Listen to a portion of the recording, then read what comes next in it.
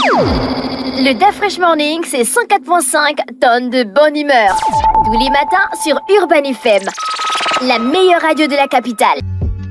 Vous êtes sur les 104.5 Urban FM, la station urbaine, et vous écoutez le Da Fresh Morning, le réveil matinal le plus haut de la capitale.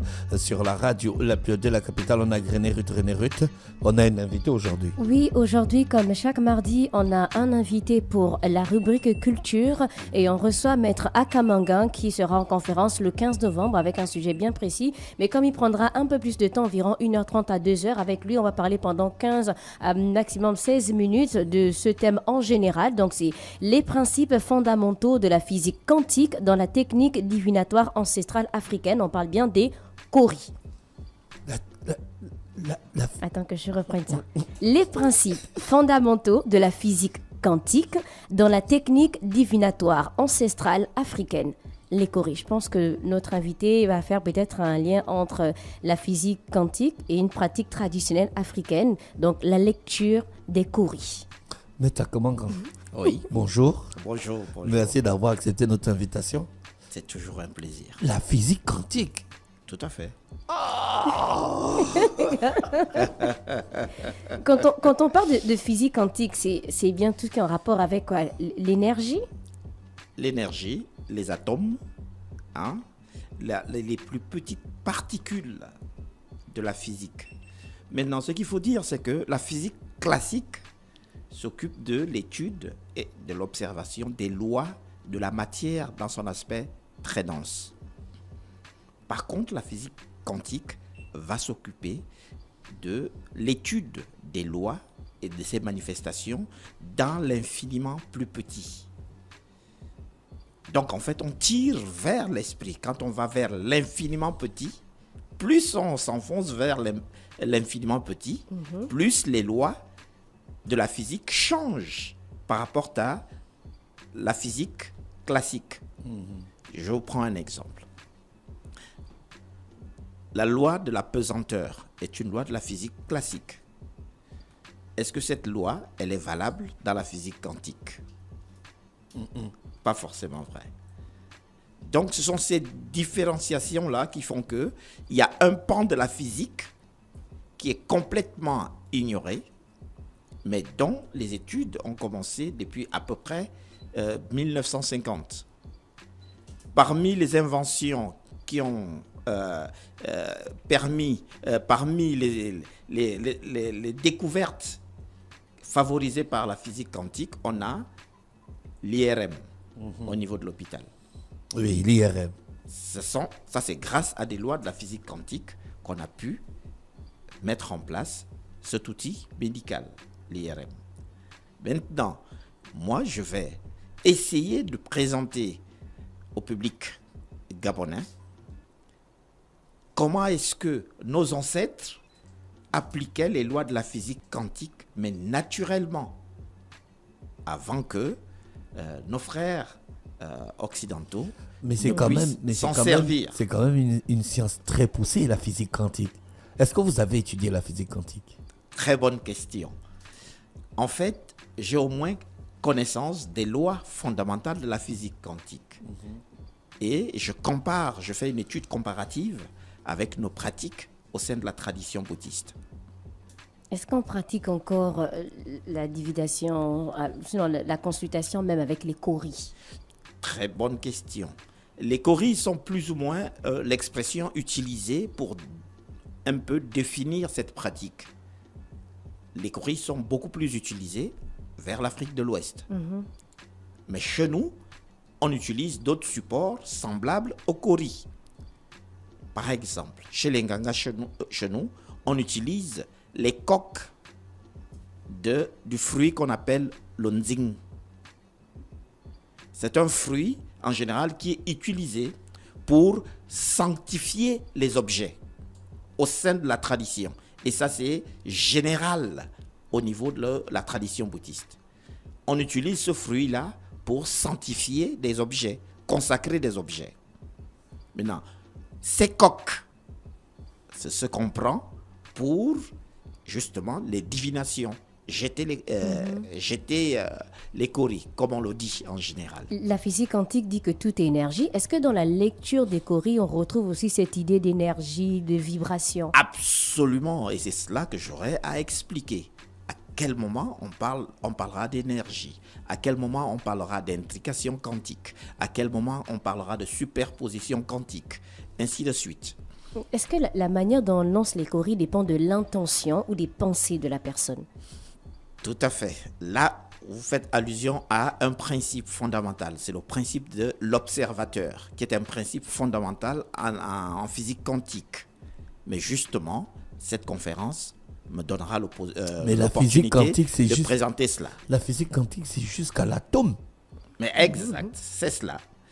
On va Est-ce que l'esprit est matériel pour pouvoir définir son atome? Est-ce qu'il y a l'atome de l'esprit? L'atome de L'esprit. L'atome de l'esprit? Oui, c'est-à-dire la plus petite particule de l'esprit qui existe. Non, quand j'ai parlé de principes fondamentaux, il y a certains principes qui constituent en fait le cadre du développement de la physique quantique. On a le principe d'intrication quantique, on a le principe de la superposition quantique, on a le principe de l'observateur. Ce sont ces principes fondamentaux-là qui constituent la charnière même de la physique quantique.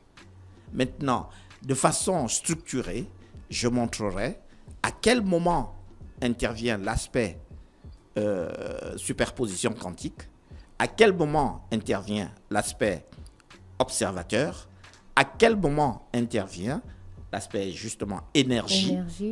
Tous ces aspects-là, je présenterai au public comment, à chaque étape, comment ces éléments-là interviennent. Mais vu que vous avez parlé d'énergie, quand on fait par exemple une séance de coris, est-ce que c'est l'énergie du devin, c'est celle de la personne ou celle de l'univers même qui agit le plus? Ça, je ferai la démonstration lors de la conférence. Et là, c'est justement l'opportunité de demander à ceux qui veulent comprendre comment ça fonctionne de venir assister à cette conférence. Mais il faut des personnes bétonnées dans le domaine de la physique quantique. Pas forcément. Je vais utiliser des approches complètement élémentaires. Le but, c'est pas de venir jouer les intellos. Non, c'est pas ça le but. Le but, c'est de faire comprendre que nos ancêtres, de façon naturelle, utilisaient ces lois, les mettaient en pratique. Peut-être sans en être conscient pleinement, sans en faire des études structurées, proprement, mais ils utilisaient ces lois-là naturellement. Des fois, je trouve que c'est compliqué à comprendre la physique quantique. Il y a la physique quantique dans Avengers Endgame. Bon, toi, tu regardes Avengers. Il y a la physique quantique dans Oppenheimer. Moi, je me dis que c'est genre juste les effets spéciaux qu'ils utilisent. En fait, moi, je ne sais pas à quel moment, là, on peut parler de physique quantique. À quel moment on peut se dire, oui, maître Akamanga, que là, c'est la physique quantique? Bien, en fait, ce sont des lois qui sont utilisées, mais au bout d'un moment, ces lois vous paraissent complètement naturelles parce qu'elles ont été structurées, matérialisées, rendues matérielles. C'est tout. Je prends l'exemple de l'IRM. On met un malade dans un bocal et grâce à quelques boutons, on a la structuration physique de la personne. Ça, c'est parce que cette loi est maintenant mise en forme et utilisée au quotidien. Mais sinon, ce sont des lois de la physique quantique qui misent sur la particule, les mouvements de la particule, des particules. Mais est-ce que nos ancêtres connaissaient les particules? Mais très bien, c'est ce qui est encore magnifique. Cela veut dire qu'ils connaissaient que ces lois-là existaient sans forcément les étudier. C'est ça qui sera magnifique, justement, lors de cette conférence. Non, je n'ai pas très bien compris. Ils savaient que ça n'existait pas? Non, ils savaient que ça existait. Ils savaient que ça existait sans les étudier. Ils ne les étudiaient pas. Tout à fait. Ils savaient que ça existait sans les étudier. Maintenant, lors des coris, je vais aussi montrer que, par exemple, le langage qui est utilisé pour décoder le message qui vient de l'esprit relève du langage du code binaire. Le code binaire qui se structure en 0 et 1. Tout simplement. Freshman. Grâce à ce code binaire qui existait depuis des millénaires dans nos traditions africaines, on a réussi à structurer l'informatique, les cartes bancaires, les ceci, les cela. Nous l'utilisions déjà dans le jet des coris. Nous savions que c'était une codification, un langage qui vous parlait. Ça, on l'utilise depuis très longtemps, depuis des millénaires. Oui, mais il y a beaucoup qui vont penser que les coris, c'est juste du hasard.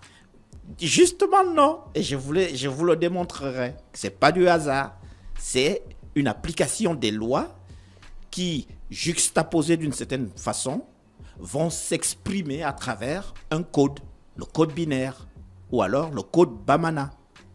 Est-ce que le lien entre la physique quantique et puis la divination peut nous apprendre, on va dire, quelque chose sur la richesse de la culture africaine ancienne? Absolument.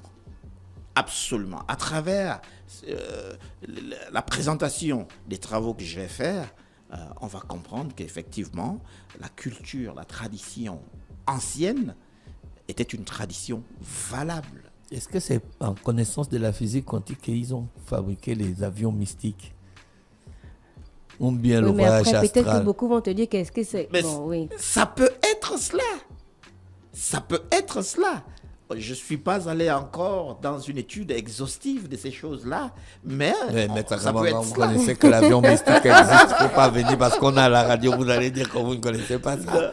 Pardon? Vous savez que ça existe, des avions mystiques? Mais bien sûr, bien sûr. Maintenant, quelles sont les lois qui sont utilisées? Comment ça se passe?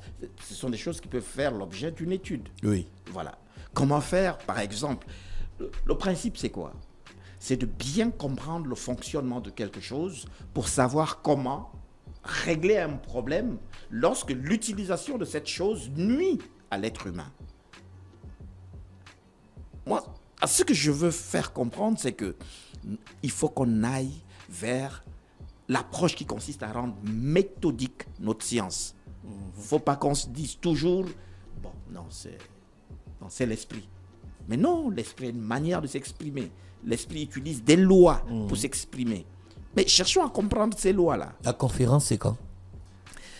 La conférence, c'est samedi, le 15, donc ce samedi qui arrive, Oui. au centre culturel, plutôt Au musée national. au musée national. national, excusez-moi. C'est à partir de quelle heure? National à partir de 15h30. L'accès est gratuit. Oui, toutes mes conférences sont toujours gratuites. Le live sera assuré Ah par ben la oui. très puissante. Ah ben oui, ah ben oui, ah ben oui.